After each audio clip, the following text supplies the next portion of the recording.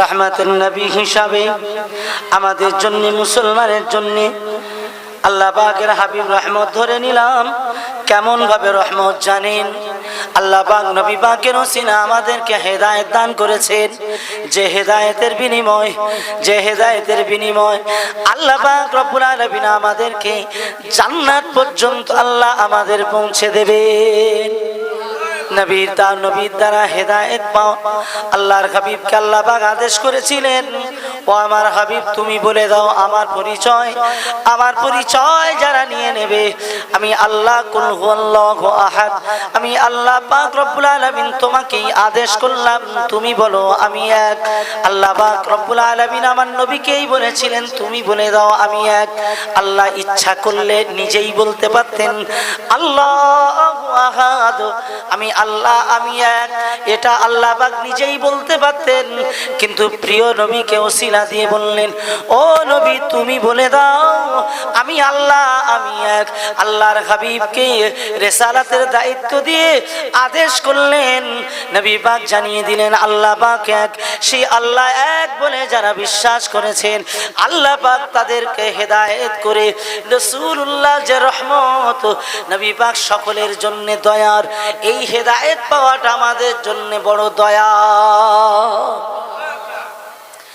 তাম পৃথিবীর মানুষের জন্য, তাম মুসলমানদের জন্য আল্লাহ পাক কি হেদায়েত, আল্লাহ পাক তাদের জন্য কি করুণা করেছেন। পৃথিবীতে যত নবী এসেছেন, পৃথিবীতে যত রসুল এসেছেন, সমস্ত নবীদের জামানায়, ঈসা নবীর জামানায়, মূসা নবীর জামানায়, আল্লাহ পাক রব্বুল আলামিন নূহ নবীর জামানায়, সমস্ত নবীদের জামানায় নবীদের অবাধ্য যারা হয়েছেন তাদের উপরে আল্লাহ পাকের গজব এসেছে। কিন্তু আল্লাহ পাক রব্বুল আলামিন আমার নবীর জামানায় আমার নবীর সঙ্গে ওয়াদা করলেন, ও আমার হাবিব আপনার উম্মতদিগকে একসাথে আপনার জামানায় আমি ধ্বংস করে দেব না। নূহ নবীর জামানায় প্লাবন দিয়ে ধ্বংস করে দিলেন। আল্লাহ পাক রব্বুল আলামিন মূসার জামানায় ফেরাউনের নীল নদে ডুবিয়ে তার সাথীদেরকে মেরে দিলেন। তামাম নবীদের জামানায় আল্লাহ পাক কেমন করে অবাধ্যদেরকে একসাথে ধ্বংস করে দিয়েছেন। কিন্তু আমার নবীর ওসিলা করে অবাধ্য যারা ফ্রান্সের মানুষদের দিকে তাকিয়ে দেখুন, তারা আমার নবীর উপরে এত অত্যাচার করেছে, এত অনাচার করেছে, আল্লাহ পাক রব্বুল আলামিন মুহূর্তের ভিতরে ধ্বংস করে দিতে পারেন। শুনতো আমার নবীর সম্মানের খাতিরে আজও একসাথে তাদের মেরে দেয়নি, আল্লাহ পাক রহমত করেছে। নবী যে রহমত, নবী যে দয়া, তার এটাই সব থেকে বড় বাস্তবতা। হলো না? জ্ঞান উঠছে কেন? সব থেকে বড় বাস্তবতা এটাই। আমরা আমার নবীর জন্য কি দয়া পাইনি?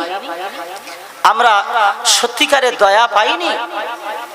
প্রচুর দয়া, আমাদের জীবনটা তো দয়া। আল্লাহ পাকের হাবিব সাইয়্যিদানা জনাবে মুহাম্মদুর রাসূলুল্লাহ নূর নবী সাল্লাল্লাহু আলাইহি ওয়াসাল্লাম, তিনি যে দয়ার নবী, আল্লাহ পাক তানাতে আমাদের উপরে করুণা করেছেন।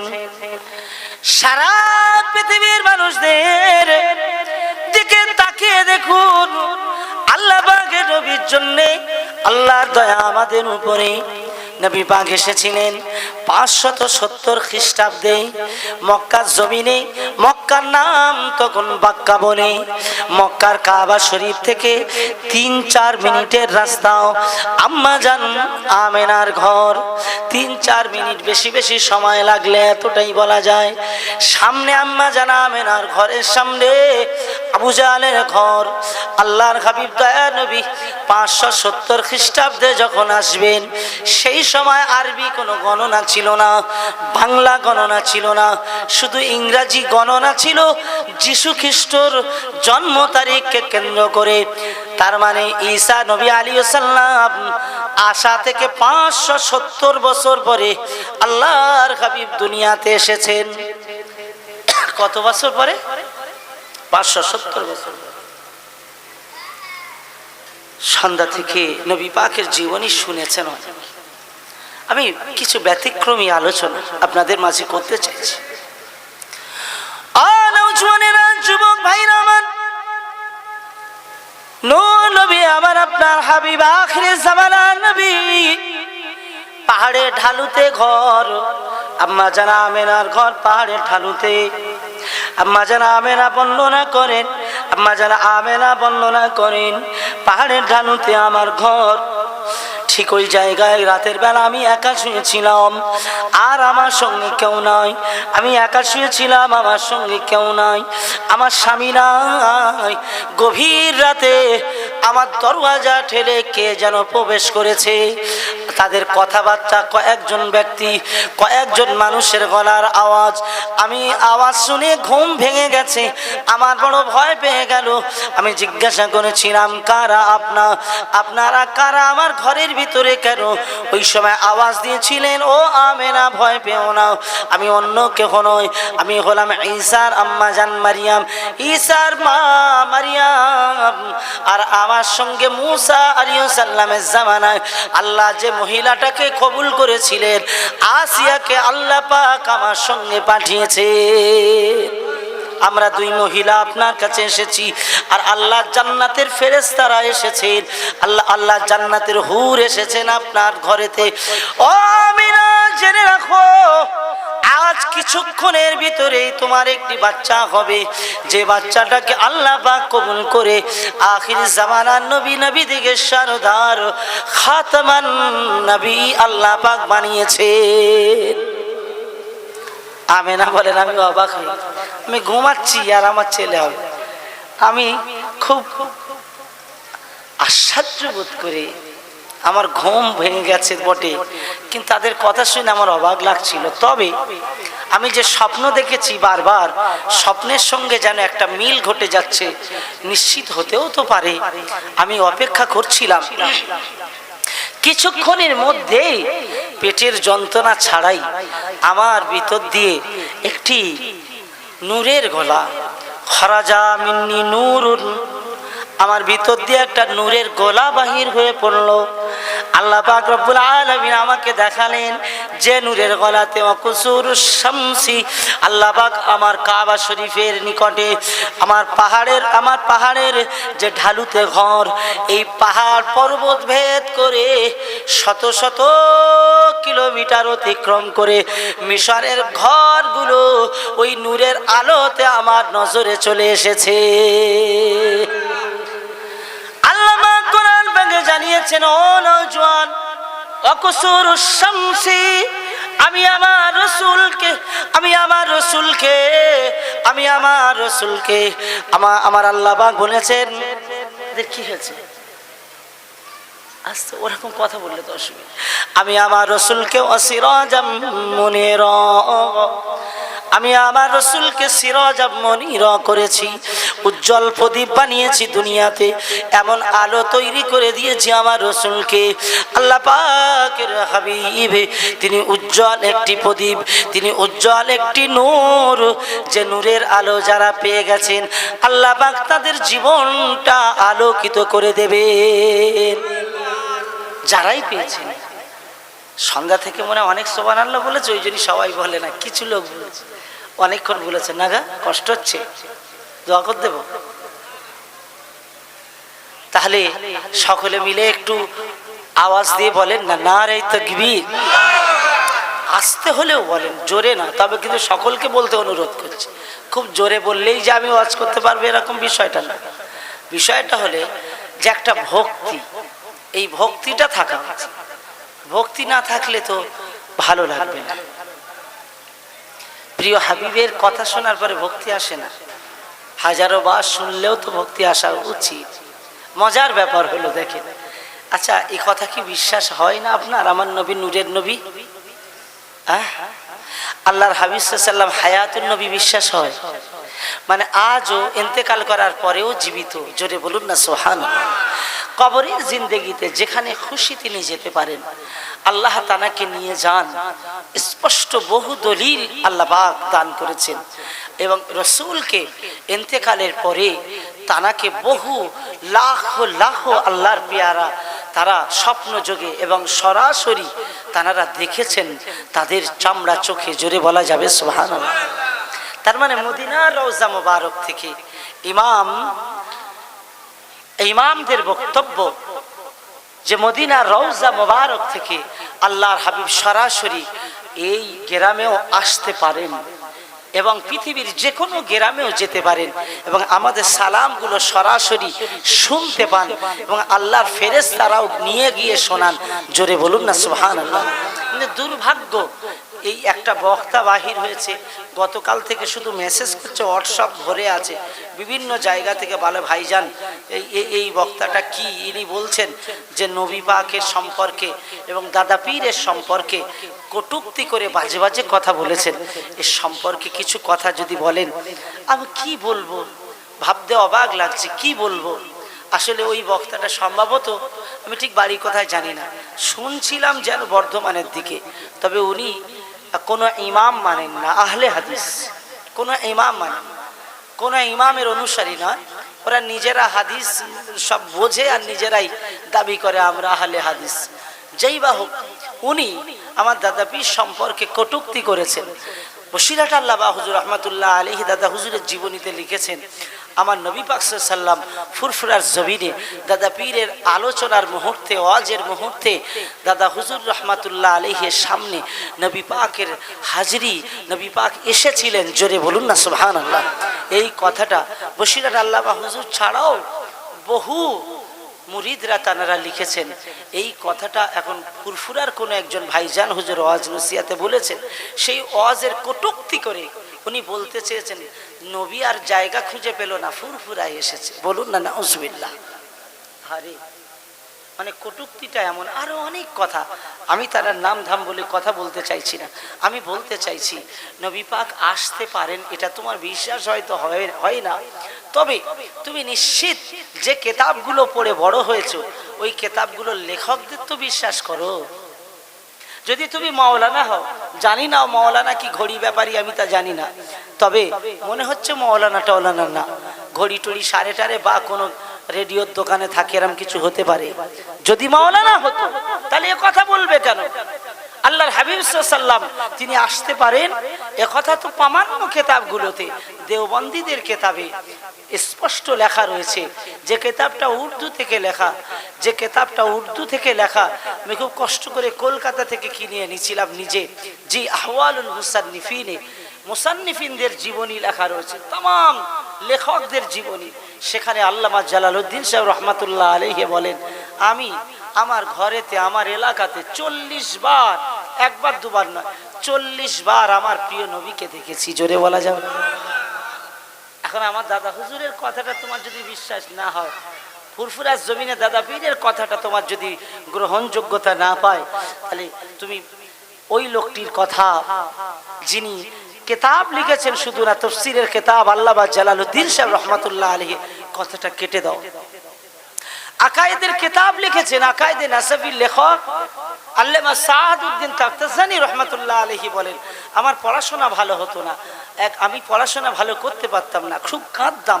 গভীর রাতে আমার নবী পাক সাল্লাল্লাহু আলাইহি ওয়াসাল্লাম এসে আমার ঘরের কাছে এক ব্যক্তি আমাকে ডেকে নিয়ে গেছেন, আমি ঘুমাচ্ছিলাম নামাজ পাটির উপরে, আমাকে ডেকে নিয়ে নবীর দরবারে চলে গেলেন। আমি জুতো পায়ে দিইনি, খালি পায়ে দৌড়ে দৌড়ে গেলাম। নবী পাক বললেন, সাআদউদ্দিন কেন কাঁদছো? আমি বললাম, হুজুর আমার আপনার হাদিস মনে থাকে না। বললেন, হ্যাঁ করো। মুখে লালা নিয়ে আমার মুখে লাগিয়ে দিয়েছেন। আল্লাহ পাক সেই দিন থেকে আল্লাহ রসুলের সব হাদিসগুলো আমি পড়তাম, আমার মনে থাকতো, জোরে বলা যাবে না। আমার দাদা পীর রহমাতুল্লাহ আলাইহি ফুরফুরার জমিনে মুজাদ্দিদ জামান আবু বকর সিদ্দিক রহমাতুল্লাহ আলাইহির তার অবদান বাংলার কেউ যদি অস্বীকার করে, সে নেমো খারাম, সে নেমো খারাম। এর মতো নেমো খারাম আর কিছু হতে পারে না। এত বড় নেমো খারামি কখনো মেনে নেওয়া যায় না। পাকিস্তান বলেন, বাংলাদেশ বলেন আর ভারত বলেন, तमाम জায়গাগুলো তখন একই কান্ট্রিতে। আমরা তখন দাদা পীর রহমাতুল্লাহ আলাইহি সেই সময় তানার অবদান পাড়ায় পাড়ায় গিয়ে মানুষের ইমানের দাওয়াত দিয়ে মানুষকে কলেমার দিকে ধাবিত করে মানুষকে টুপি মাথায় দেওয়া থেকে ইসলামের দিকে তাদেরকে আগিয়ে দিয়েছেন। আজও তার দেখানো পথে আজকে তো তাই নবীকে আমরা চিনেছি। তার অবদানের মূলে দাদা পীর রহমাতুল্লাহ আলাইহির অবদান আছে না নাই? জোরে বলে। কেউ এই বাংলাতে বললো আর আমরা শুনে নিয়ে চুপচাপ থাকলাম, এটা আমাদের মনে হয় ঠিক হবে না। আমি বলবো, খুব আদবের সঙ্গে বলছি, আপনার জ্ঞান থাকলে থাকতে পারে, আমি শুধু আপনাকে বলবো আপনার জ্ঞানের জায়গায় আপনি বিচার করবেন। অবশ্যই আপনাকে আমি খুব আদবের সঙ্গে সম্মানের সঙ্গে বলছি, আপনি অনেক কটাক্ষ করেছেন ফুরফুরার হুজুরদের সম্পর্কে, কটাক্ষ করে বলেছেন এই ফুরফুরাওয়ালারা সব পীর ব্যবসা ধরেছে। একবার বলুন না নাউজুবিল্লাহ। জি, আমি এ কথা বলবো না, প্রসঙ্গত এই কথাটুকু শুধু শোনাতে হচ্ছে আমার, কারণ নবীকে বোঝাতে গিয়ে এই কথাটা তো আসবেই, নাহলে আগামী দিনে আমার যুবকেরা বলবে নবী দিবস করা হারাম, কেননা অমুক বড় হুজুর বলেছে। না বললে তাহলে তারা বুঝবে কেন? জি, উনি একটা রেফারেন্স করেছেন যে পীরের ব্যবসাটা তিনটে দেশে চলে, এক পাকিস্তান, বাংলাদেশ আর ভারত, এছাড়া আর কোনো জায়গায় চলে না। আমি বলি তোমার কানটা ধরে আমি আমার খরচে পৃথিবীময় পীর সাহেবরা আছেন দেখিয়ে দেব, পীরেদের ওলিদের মাজার আছে দেখাবো। যদি না দেখাতে পারি সব খরচ আমার, আর যদি দেখাতে পারি পৃথিবী ঘোরার চলো, কালকে থেকে যাওয়া হবে, সব খরচ তোমার, সব খরচ তোমার, চলো। কাউকে অসম্মান করার জন্য কোনো বক্তব্য দিতে বসিনি, কিন্তু কেউ যদি আমার বুকের উপরে মারিয়ে চলে যায় আমার ঠেলে ধরতে হবে কি হবে না? জোরে বলেন। এত সহজ হয়ে গেল।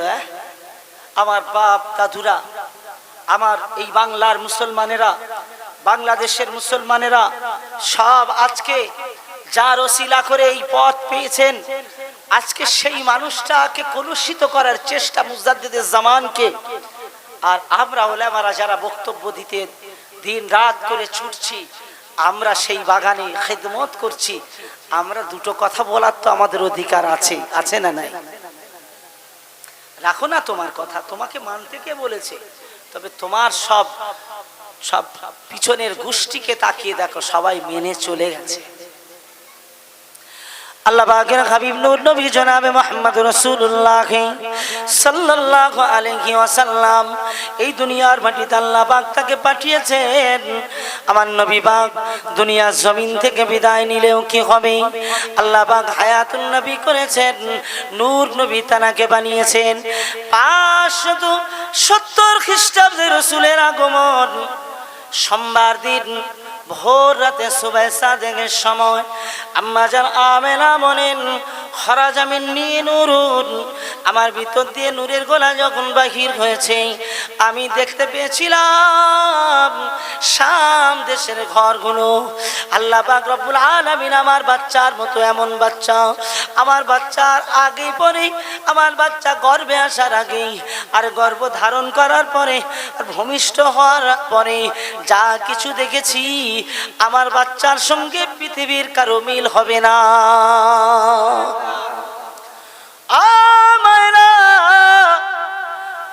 আজ এই মাহফিলটা বড় যতনে আপনি কান খাড়া করে শুনুন, আমার নবী পাকের মতো, নূর নবীর মতো সন্তান পৃথিবীর কারো আর হবে না।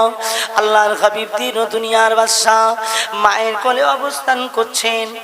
মক্কার একটা নিয়ম, বাচ্চা হলে মানুষ করতে পাঠাতেন তায়েফে, তায়েফে পাঠাতেন। কিন্তু মক্কার জমিনে আবার নবী পাকের আগমনকে কেন্দ্র করে মক্কার বড় একটা মজা, মক্কার বড় একটা আনন্দ হয়ে গেল। ওই বৎসরে যত মহিলার বাচ্চা হয়েছে, ওই বৎসরে যত মহিলা সন্তান হয়েছে, আল্লাহ পাক সকলকে বেটা ছেলে দান করেছেন। জোরে বলুন সুবহানাল্লাহ। মক্কার মাটিতে মেয়েরা হলে জীবন্ত কবর দেওয়া হতো, মেয়েদেরকে জীবন্ত পুঁতে দেওয়া হতো, মেয়েদেরকে জীবন্ত মাটি দেওয়া হতো। ওই বাচ্চা বাচ্চা শিশু বাচ্চারা কাঁদতো আব্বা আব্বা বলে, কারের কথা নেওয়া হতো না। জীবন্ত মহিলাদের বাচ্চাগুলোকে কবর দিয়ে দিত। বাচ্চা মহিলাদেরকে তারা অপয়া মনে করত, মহিলা মানে তারা নোংরা, মহিলা মানে তাদেরকে বাঁচানো যাবে না। ও নওজোয়ানেরাও, মহিলা জন্ম নিলে, বাচ্চা মেয়ে জন্ম নিলে সকলের মুখটা কালো হয়ে যেত। তা আল্লাহ পাক সকলকে খুশি করার জন্য ওই বছরে সব মহিলাদের কোণেতে আল্লাহ পাক বেটা ছেলে দান করেছেন। জোরে বলুন। এটা আমার নবী, তিনি যে রহমান, তার বড় দয়া। আল্লাহ যে দয়ার নবী করে পাঠিয়েছেন, দয়া দেখিয়েছেন, সেই দয়ার প্রমাণ এটা একটি বড়। মক্কার মানুষেরা বড় আনন্দ এই আমার নবী পাকের আগমন হওয়াতে। আমার নবী পাকের চাচা জান আবু লাহাব, তার কাছে দৌড়ে দৌড়ে সুআইবা ছুটে ছুটে গিয়ে বলেন, ও আমার মনিব, আব্দুল্লাহ ছেলে, আব্দুল্লাহ সন্তান হয়েছে, আব্দুল্লাহর ঘরে সন্তান হয়েছে, আপনার ভাইয়ের ঘরে সন্তান হয়েছে, আপনার ভাই নাই, আমেনার করে একটা ফুটফুটে বাচ্চা হয়েছে, বেটা ছেলে গো, মহিলা নয়। ওই সময় সুআইবার কথা শুনে আবু লাহাব সঙ্গে সঙ্গে সুআইবাকে আজাদ করে দিয়েছে। যাও যাও সুআইবা, তুমি আমার দাসী ছিলে, আজকের এই সুখবর দেওয়ার বিনিময়, সন্তান ভূমিষ্ঠ হয়েছে এই খবর দেওয়ার বিনিময় আমি তোমাকে আজাদ করে দিলাম। জোরে বলুন সুবহানাল্লাহ। আম্মা জান আমিনার কোলে থাকার সময় সুআইবা কয়েকদিন দুধ পান করিয়েছিলেন, সুআইবা কয়েকদিন দুধ খাইয়েছিলেন। ও নওজোয়ানেরা, যুবকেরা, আমার মা আমার নবী পাকের দুধ পান করিয়েছেন কয়জন? কে বলতে পারে কয়জন? 3 মহিলা, আম্মা জান আমেনা, সুআইবা, দুদুমা, হালিমা, 3 জন। তায়েফের নিয়ম, তায়েফের মহিলারা বড় গরিব। মক্কার বাচ্চাদের নিয়ে লালন পালন করলে কিছু টাকা পাবে, সম্পদ পাবে। সেই বছরে এত তায়েফ থেকে মহিলারা আসলো। আম্মা জান হালিমা বলেন, আমি আমার স্বামীকে নিয়ে তায়েফ থেকে আমি মক্কার অদূরে চলে গেলাম, মক্কার জমিনে রওনা দিলাম, কিন্তু আমার যেতে সবার থেকে দেরি হয়ে গেল। আমার দুর্বল উট নিয়ে আমি কাবা শরীফের কাছে কোনো রকমে পৌঁছেছি। আমার উট আর হাঁটতে পারে না, আমার স্বামী বড় দুর্বল হয়ে পড়েছে। আমার স্বামীকে বললাম, আপনি বসেন, আপনি একটু বিশ্রাম করুন। উটটাকে একটা জায়গায় বেঁধে দিলাম। আমি হালিমা এদিকে আমার মনটা একটু খারাপ হয়ে গেল। তায়েফের সব মহিলারা বাচ্চাদেরকে নিয়ে চলে গেছে। আমাকে কয়েকজন বলেছিলেন, হালিমা আর কোনো সন্তান নাই, ও হালিমা আর কোনো ছেলে পাবে না, তবে একটা গরিবের বাড়িতে আমেনার কোলেতে একটা ছেলে আছে, আব্দুল্লাহ তার বাপ নাই, নিলে পরে এমন কিছু সম্পদ পাবে না। আমি হালিমা আমেনার ঘর জানি না, আমি কাবার পাশে বসিয়ে দিই। আমার স্বামীকে বসিয়ে দিয়ে আমি আমেনার ঘরের দিকে রওনা দিলাম। কোন দিকে আমিনার ঘর? কাবা থেকে 2-3 মিনিট রাস্তা। আমি যেতে লাগলাম ওই রাস্তায়। আমার স্বামীকে বললাম, আপনি বসুন, আমি চতুর্দিকে খুঁজে খুঁজে দেখি। আমি হালিমা যখন যাচ্ছিলাম, গাইবে আওয়াজ আমার কানে আসছিল, হালিমা তুমি বড় ভাগ্যবতী মহিলা, ও হালিমা তোমার ভাগ্যটা বড়। আমি জানতে পারছিলাম না, কে যেন আমাকে বল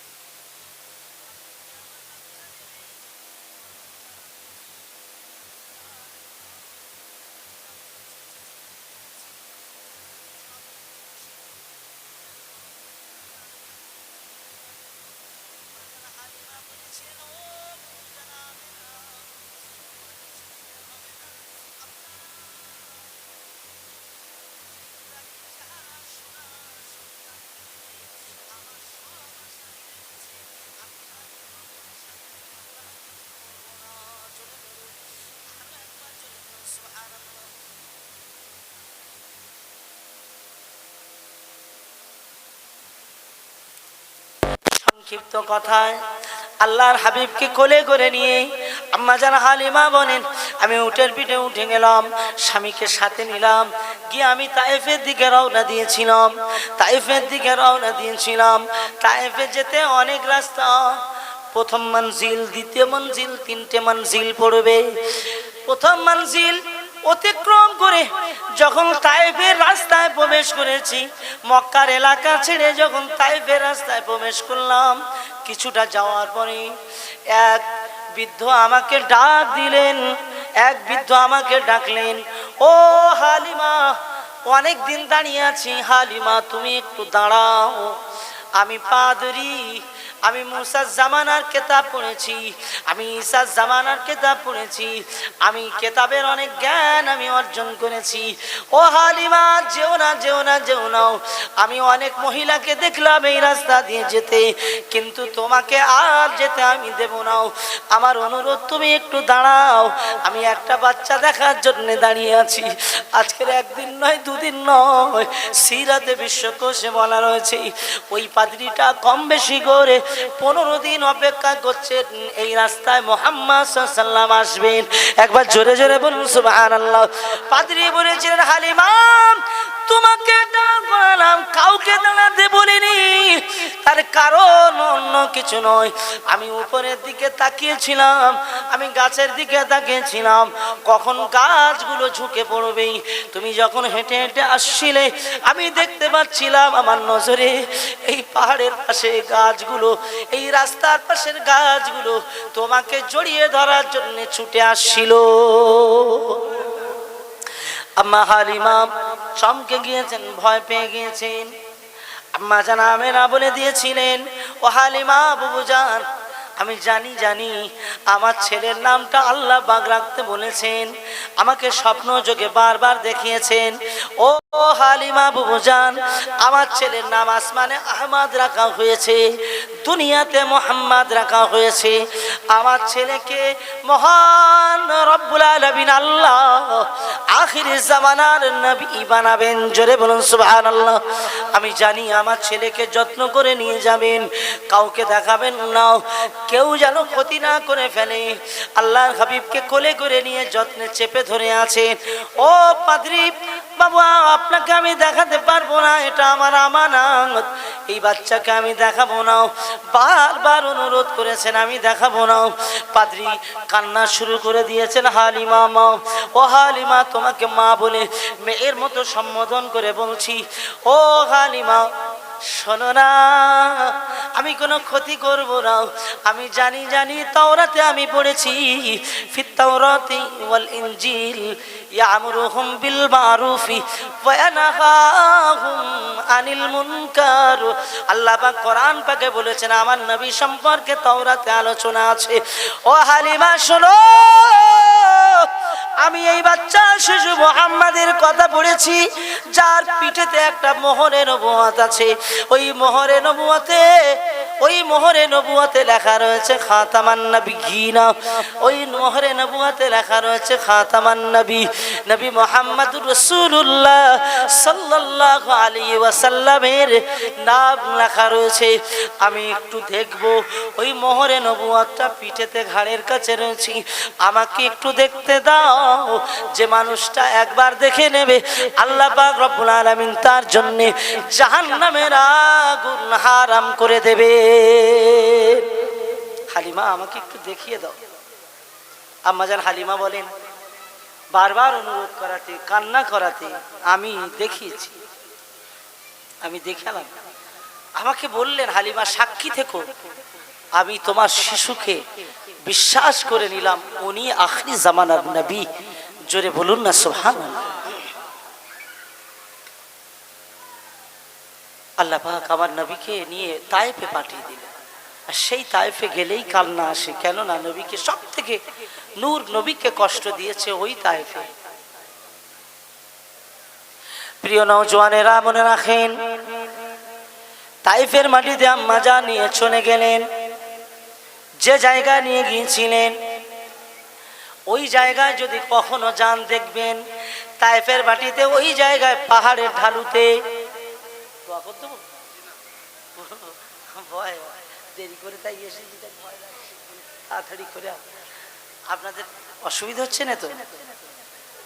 না, আলোচনার বহু বিষয় আছে, বহু বিষয়, কিন্তু নবী দিবসে, বিশ্ব নবী দিবসে এসে অন্য আলোচনা করলে বেমানান লাগে।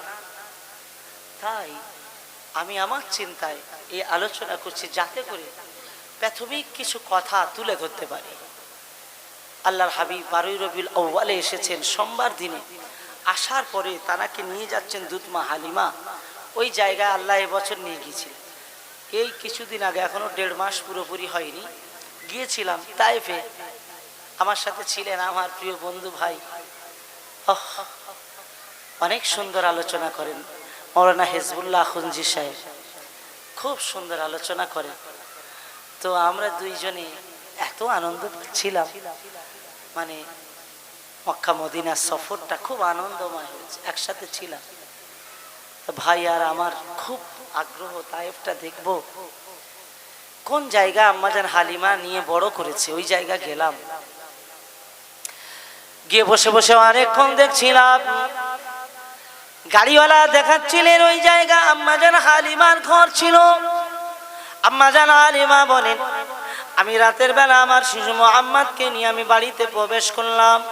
সারা রাত আমার ঘরের চতুর্দিকে একটা আওয়াজ হচ্ছিল, মারহাবা মারহাবা ইয়া রাসূলুল্লাহ, মারহাবা ইয়া রাসূলুল্লাহ, মারহাবা ইয়া রাসূলুল্লাহ। এই আওয়াজ শুনতে পাচ্ছিলাম। সবাই যেন একটা আওয়াজ করছিল, কারা আমরা চোখে দেখিনি। সকাল হয়ে গেছে। এভাবেই সকালবেলা আমি হালিমা ঘরের বাইরে গিয়ে, আমার ঘরের বাইরে খেজুর গাছের দিকে আমার নজর পড়ে গেল। হঠাৎ খেজুর গাছের দিকে দেখে আমি চমকে গেলাম। আমার স্বামীকে ডেকে আনলাম, দেখেন দেখেন আমি কোনো ভুল কিছু দেখছি কিনা। আমার স্বামী খেজুর গাছের দিকে তাকিয়ে তাকিয়ে আমাকে বলছিলেন, ও হালিমা, অবাক হওয়ার কিছু নয়, মালিকের দয়া, আল্লাহ পাকের রহমত। এই বাচ্চা আসার কারণেই মনে হয় মরা খেজুর গাছে আল্লাহ পাক খেজুর ভরে দিয়েছে। আম্মা জানা হালিমা মনিন, এত খেজুর ভরে গেল আমার খেজুর গাছে, আমার খেজুর গাছে খেজুর ভরে গেল। সেই দিন থেকে আর আমার অভাব নাই। আমার শরীরে কত দুর্বলতা ছিল সব কেটে গেল। আমার বকরিগুলো মাঠ থেকে আনার পরে এত দুধ দিত, পাড়ার আমি আম্মাজান হালিমা সাদিয়া, আম্মাজান হালিমা বলেছিলেন, আমি সাদিয়া গোত্রের একটা মহিলাও, আমার গোত্রের মানুষেরা আমাকে দেখে হিংসা করত। কেন হিংসা করত? আমার ছাগলগুলো তারা দুধ দিত বলে তারা হিংসা করত, যে হালিমার ছাগল কোথায় খায় সেই জায়গায় খাওয়াতে নিয়ে যাব। সবাই চেষ্টা করত বটে, কিন্তু আমার নূর নবীকে আমার কোলে রাখার বিনিময় আল্লাহ পাক আমার সব অভাব মিটিয়ে দিয়েছে। বেশ কিছুদিন চলে গেল। আল্লাহ পাক ওইখানটা পাহাড়ের পাদদেশে এক জায়গায় অচানা এক মানুষ এসে আমার নবীকে ধরলেন, ধরে নিয়ে চলে গিয়েছেন, বুকটা চিরে দিয়েছেন। বাচ্চা বাচ্চা ছেলেরা খেলা করতে করতে আম্মাজান হালিমার কাছে এসে বললেন, মা মা মা মা, ও মা ও মা, আমাদের ভাইয়াকে ধরে নিয়ে গেছেন, কে আমরা বুঝি না, বুকটা চিরে দিয়েছে, আমরা দেখে ভয় পালিয়ে এসেছি। আল্লাহ পাকের মাহবুব, আল্লাহ পাকের প্রিয় নবী হাবিবুল্লাহ যিনি, তানার উপরে কোনো বিপদ এসে গেল নাকি? আম্মাজান হালিমা কাঁদতে কাঁদতে দৌড়াতে লাগলেন, বাবা মোহাম্মদ কোথায়, বাবা মোহাম্মদ কোথায়, বাবা মোহাম্মদ কোথায় বাবা।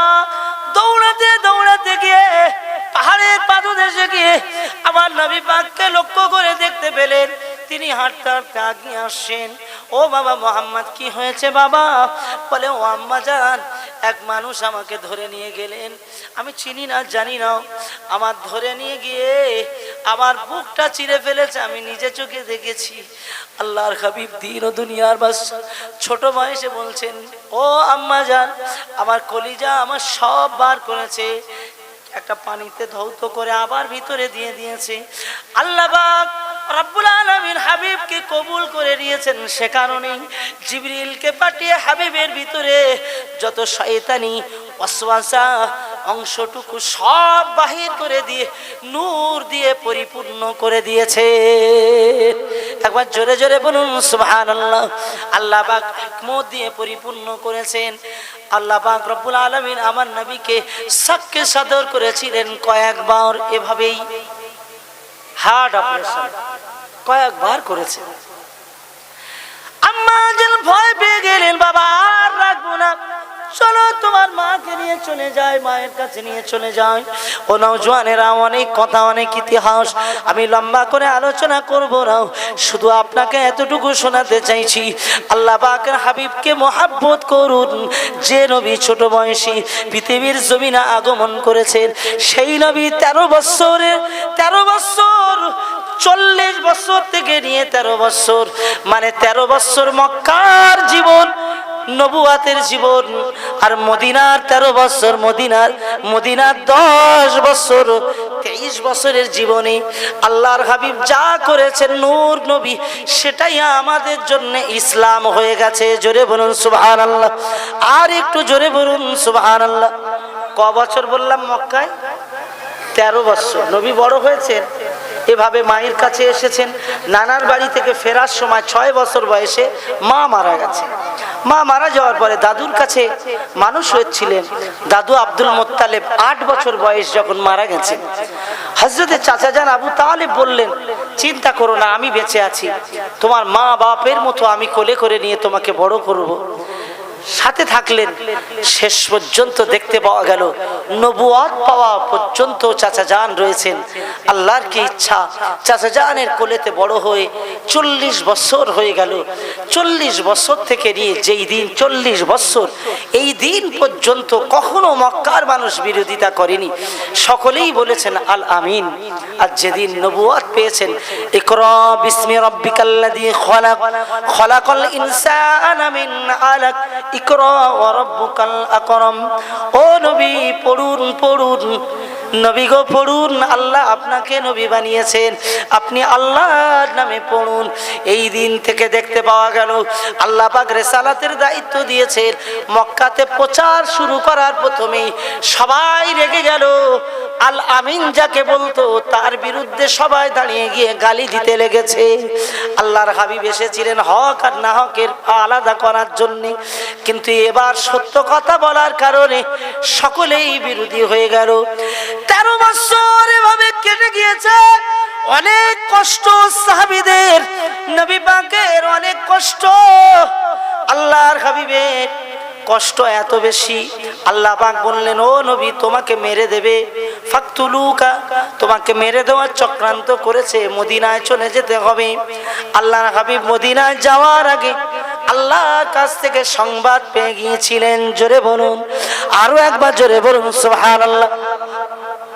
সংবাদটা কিন্তু আগে পেয়েছেন, ঠিক মদিনায় যাওয়ার আগে বাদশা নাজ্জাসীর কাছে। হ্যাঁ, আমি বুঝতে পেরেছি, খাতা এনেছেন মানে।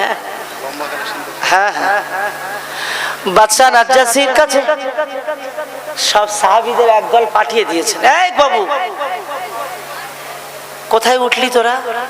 আরে এই আলোচনা ছেড়ে তুই উঠতে মন চাইলো?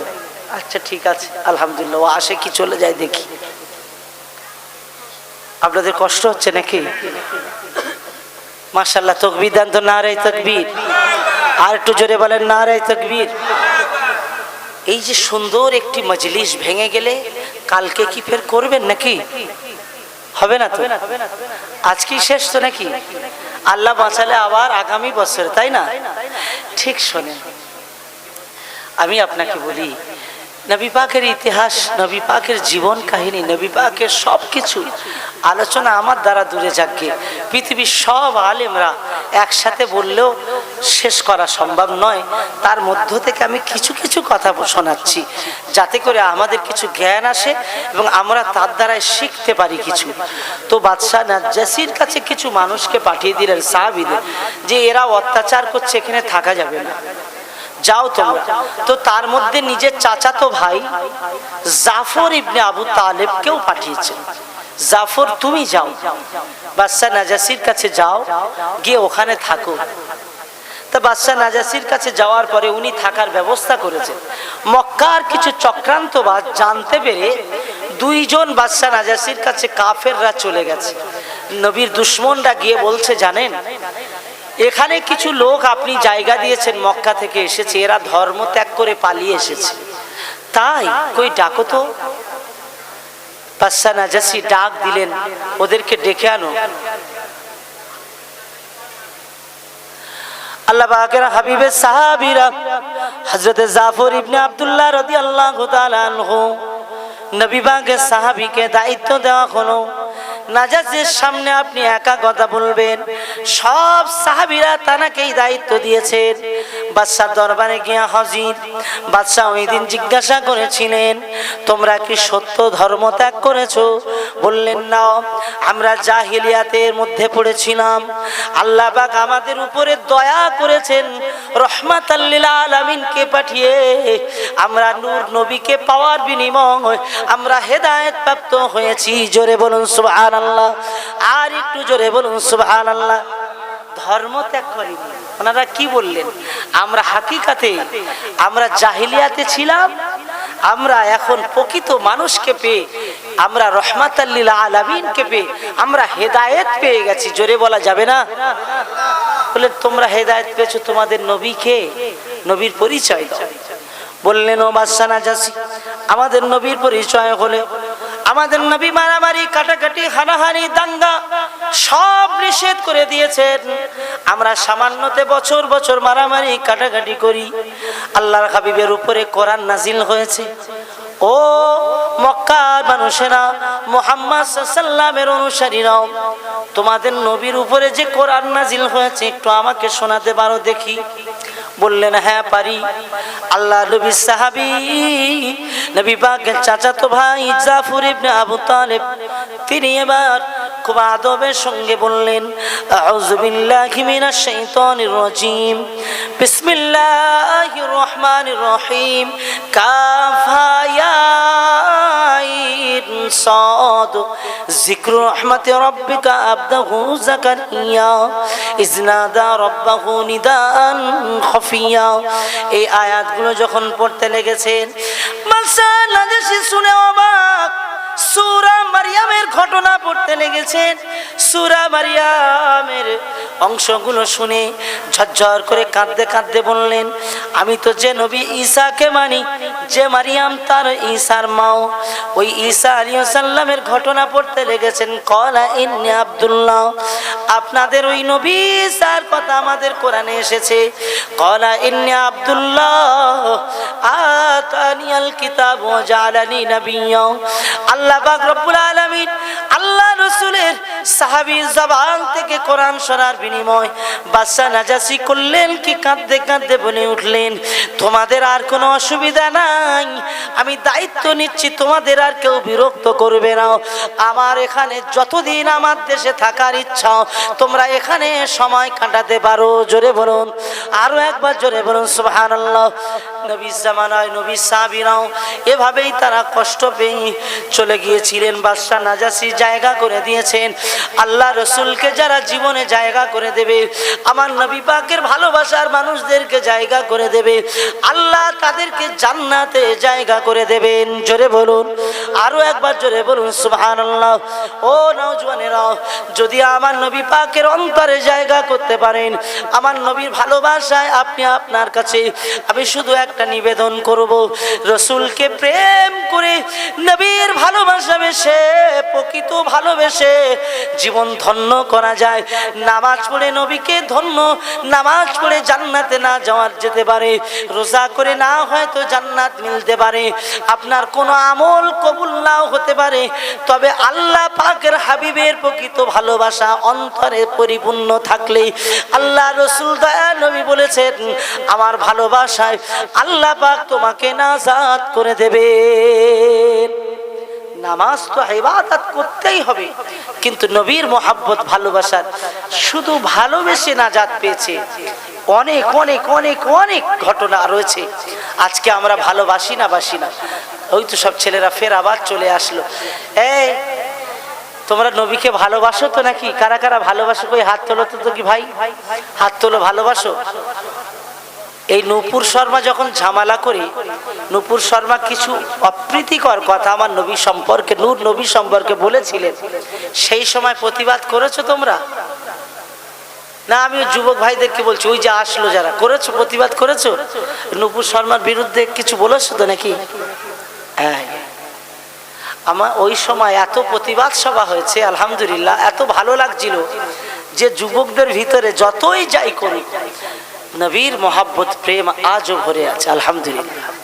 শুধু একটা কথা বলবো, প্রেম টিকিয়ে রাখতে গেলে একটা কাজ করতে হবে, সেটা হলো কি, আল্লাহর হাবিবের আদর্শ ভালোবাসাটা নিজেদের মধ্যে নিয়ে আসার চেষ্টা করতে হবে।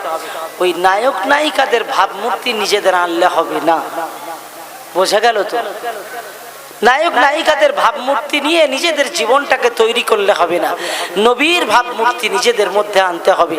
সুতরাং আজ পৃথিবীতে আল্লাহ রসুলকে যারা ভালোবেসেছি আমরা, আজ প্রমাণ রাখার জন্য আমি সকলকে অনুরোধ করব, এই বিশ্ব নবী দিবসে আরো বললে 2-3 ঘন্টা আলোচনা করা সম্ভব, কিন্তু এ মুহূর্তে রাত ভারী হওয়ার সুবাদে আমি আপনাকে বলবো, আল্লাহর হাবিবের ভালোবাসার একটু নজির রাখার জন্য কেউ কি আছেন এই মাহফিলটাকে আগামী বছরের জন্য রাখার জন্য? জি, 2000 টাকা দিয়ে, 1000 টাকা দিয়ে, 5000 টাকা দিয়ে, 10,000 টাকা দিয়ে, যে যেমনটি পারেন তাবারুকের জন্য চাল দিয়ে শরীক হয়ে এই মাহফিলটাকে বাঁচানোর চেষ্টা করবেন। একজন ভাই উঠে দাঁড়িয়ে বলবেন, আমি 1000ই দেব ইনশাল্লাহ, আমি বেশি দাবিদার ছেলে না, 1000 টাকা করে নাম লেখাবেন। আলহামদুলিল্লাহ, নারে তাকবীর। আর একটু জোরে বলেন, নারে তাকবীর। শুধু তো মাহফিলের জন্য, মফিজ লস্কর, তাই তো? আম্মা জানের জন্য আল্লাহ এদান কবুল করুন, বলুন আল্লাহুম্মা আমিন। শুধু এই নবী দিবসের জন্য, এই প্রিয় নবীর জন্য এই মাহফিলে একটা আমাদের সকলের হক,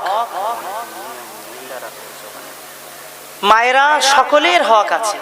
আমি শুধু সকলের কাছ থেকে আমি খুব আশা নিয়ে বলছি, 1000 টাকা করে চাই, কেউ যেন এই সুযোগে বাদ না যায়।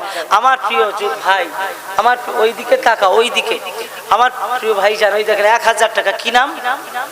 সাইদুল। সাইদুল, এখানে সরে আসেন, আমার নামগুলো বলবেন। সাইদুল ভাই 1000 টাকা, জোরে বলেন মারহাবা। আর একটু জোরে বলেন মারহাবা। একজন ভাই আমার 100 টাকা নগদ দিয়েছেন, আল্লাহ ইদান কবুল করুন, বলুন আমিন, নারে তাকবীর। 3 নম্বরে 1000, 3 নম্বরে কে আছেন? 1000, হ্যাঁ, আব্দুল মান্নান সর্দার, আল্লাহ পাক ইদান কবুল করুন, বলুন আমিন। আর একটু জোরে বলেন আমিন। আল্লাহ আল্লাহ গো, তোমার মাহবুবরা, তোমার নবীর প্যারারা, আল্লাহ তোমার হাবিবের এই অনুষ্ঠানকে বাঁচিয়ে রাখার জন্য যারা আজকে সহযোগিতার হাত বাড়িয়ে দিচ্ছেন, ও রব্বুল আলামিন, আল্লাহ তোমার কুদরতি হাতে তাদেরকে ভরিয়ে দাও। আল্লাহ দুনিয়াতে তাদের সম্মানকে বাড়িয়ে দিয়ে আল্লাহ তোমার হাবিবের দিদারটা নসিব করে দাও। আল্লাহ এদানকে কবুল করে নাও। আল্লাহ এদানের বিনিময় খাস করে জীবনে অভাব দিও না, কবুল করুন, কবুল করুন মোদের কামনা। খানায় কামানা দেখায় মৃত্যু দিও না।